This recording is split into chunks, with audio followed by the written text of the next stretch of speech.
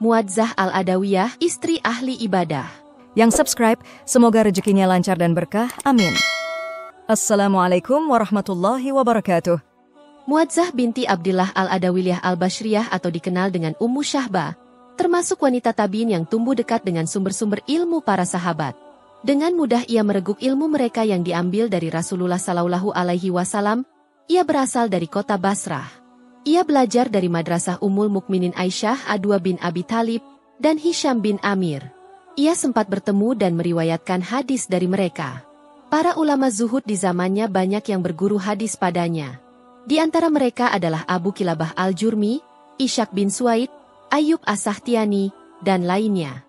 Muadzah merupakan wanita tabiin yang lahir dalam keluarga yang sangat taat pada Allah Subhanahu wa Ta'ala. Ia pun menjadi seorang istri yang selalu berada dalam kebaikan dan dicintai. Muadzah memiliki suami bernama Shilah bin Asyam Al-Adawi Al-Bashri, dikenal juga sebagai Abu Syahbah yang juga zuhud dalam beribadah.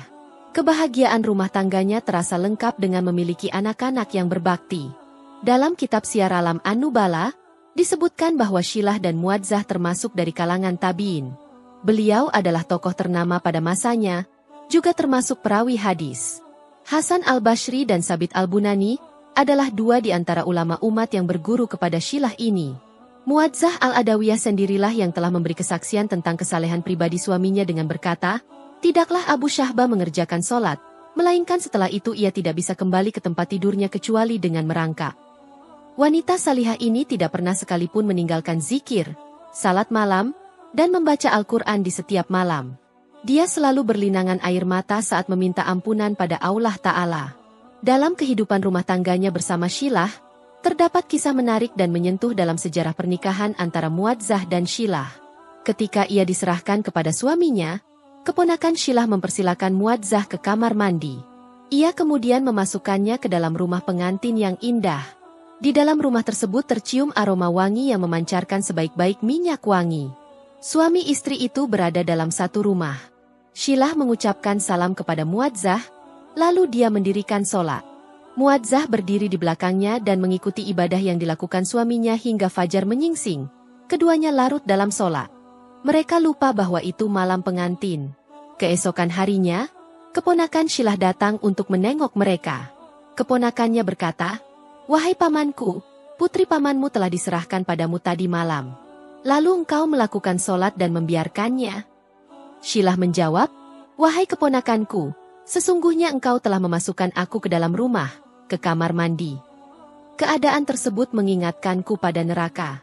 Lalu engkau memasukkan aku ke dalam rumah, ke kamar pengantin, pada sore hari. Keadaan itu mengingatkan aku pada surga. Dalam pikiranku hanya terdapat surga dan neraka hingga fajar menyingsing." Kesaksian tentang kehidupan Muadzah diceritakan oleh Imam Az-Zahabi. Beliau berkata, "Telah sampai kepadaku kabar tentang Muadzah bahwa ia senantiasa menghidupkan malamnya dan berkata, 'Aku heran dengan mata yang bisa terpejam di malam hari, padahal ia tahu betapa lamanya tidur di alam kubur.'" Muadzah adalah sosok wanita yang patut dijadikan panutan. Sosok yang bisa membuat malu setiap muslim dan muslimah yang masih suka bermalas-malasan dan merasa lemah untuk bangun di keheningan malam. Hampir tidak tersisa waktu kecuali ia dalam kesiagaan dengan solatnya. Ia menghidupkan semua malamnya untuk salat, berzikir, dan bertasbih. Ia melaksanakan salat pada setiap siang dan malam sebanyak 700 rakaat. Ia membaca Al-Quran setiap malam. Allah menggambarkan wanita-wanita salihah dalam firman-Nya. Sebab itu maka wanita yang salihah ialah yang taat kepada Allah lagi memelihara diri ketika suaminya tidak ada oleh karena Allah memelihara mereka. Quran Surah An-Nisa 34. Wanita yang memelihara diri dan harta saat suaminya tidak ada merupakan nilai terbesar yang menjadi dambaan setiap wanita. Muadzah Al-Adawiyah termasuk dalam golongan ini. Ketika siang tiba ia berkata, "Ini adalah hari kematianku." Ia tidak mau tidur. Ketika malam tiba ia berkata, "Ini adalah malam kematianku." Maka ia tidak tidur hingga pagi. Lalu ketika ia tertidur, ia bangkit dan berlari dalam rumahnya sambil mencela dirinya sendiri. Ia terus terjaga hingga pagi karena takut kematian saat ia lengah dan tertidur.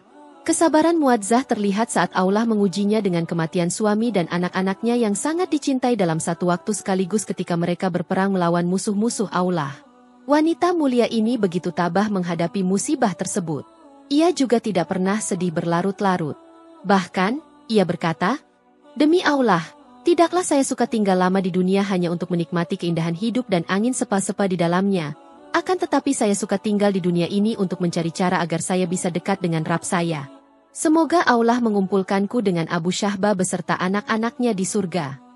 Ketika suami dan anaknya gugur dalam medan peperangan, para wanita berkumpul di rumah Muadzah. Ia bukan melihat kepergian permata hatinya sebagai kabar duka, melainkan buah perjuangan yang dijanjikan surga.